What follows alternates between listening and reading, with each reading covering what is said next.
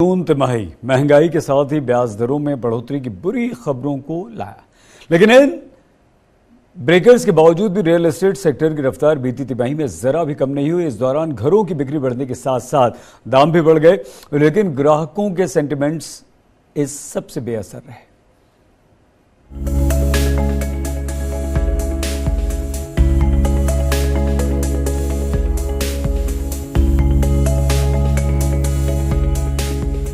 महंगाई और home loan का इंटरेस्ट रेट बढ़ने के बावजूद कोरोना का कहर झेलकर निकले देश के रियल एस्टेट सेक्टर का हौसला बरकरार है। इसकी मिसाल है अप्रैल जून में घरों की डिमांड में हुई बढ़ोतरी।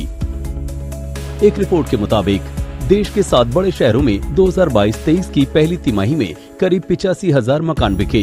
इस दौरान लॉन्च होने वाली फ्लैट्स की संख्या करीब 82,000 रही। 2015 की अप्रैल जून तिमाही के बाद ये रियल एस्टेट मार्केट का सबसे अच्छा प्रदर्शन रहा है।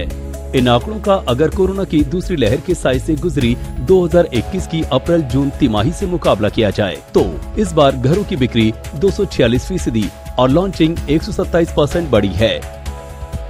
जानकारों का मानना है कि उत्साहित करने वाली बात ये है कि बिक्री प्री कोविड स्तर से भी कहीं आगे निकल गई है।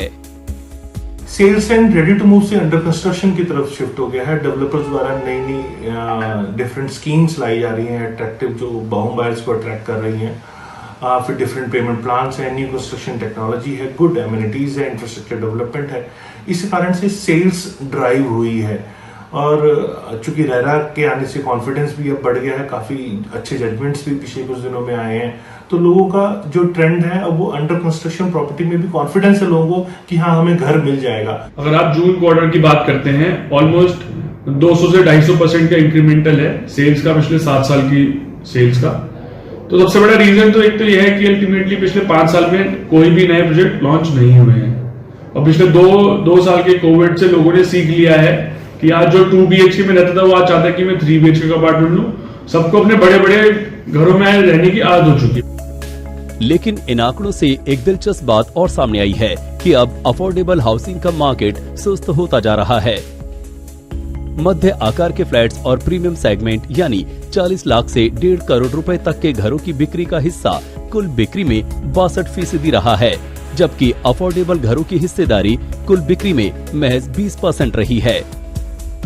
इस दौरान घरों के दाम 4 से 7% बढ़े हैं, जिसकी मुख्य वजह महंगाई है।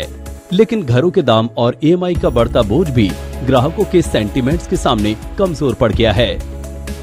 इस दौरान अगर देश के 7 बड़े शहरों में घरों के दाम और बिक्री में हुई बढ़ोतरी की तुलना पिछले साल की अप्रैल जून तिमाही से करें तो दिल्ली में घरों की बिक्री 337% और दाम 6% बढ़े हैं। वहीं मुंबई में बिक्री 249% और कीमत 7% बढ़ी है। पुणे में बिक्री 229% और दाम 5% बढ़े हैं। हैदराबाद में बिक्री 250% और कीमत 7% बढ़ी, जबकि कोलकाता में बिक्री 220 और कीमत 5% बढ़ी है। बेंगलुरु में बिक्री 219% और दाम 7% बढ़े हैं और चेन्नई में बिक्री 138% जबकि कीमत 4% बढ़ी है।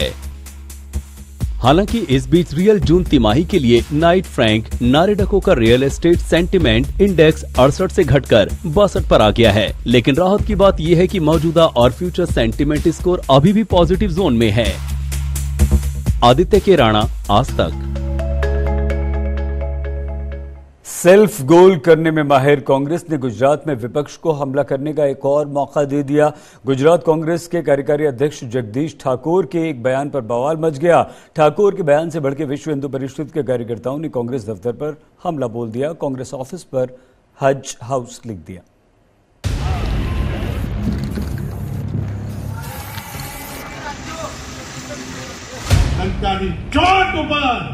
देशना प्रधानमंत्री एम कहता था कि हिंदुस्तानी तिजोरी पर सौથી पहलो अधिकार मायनो नहीं। गुजरात कांग्रेस के अध्यक्ष जगदीश ठाकुर के एक बयान पर तूफान मच गया। रात के अंधेरे में गुजरात कांग्रेस के दफ्तर पर धावा हो गया। गुजरात कांग्रेस के दफ्तर पर लगे बोर्ड पर कालिक पोत दी गई। नाम बदलकर हज हाउस रख दिया गया।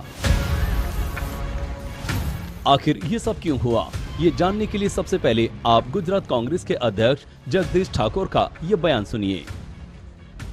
डंकानी चोट पर और देशना प्रधानमंत्री एम कहता था कि आ हिंदुस्तानी तिजोरी पर સૌથી પહેલો અધિકાર માઇનોરિટી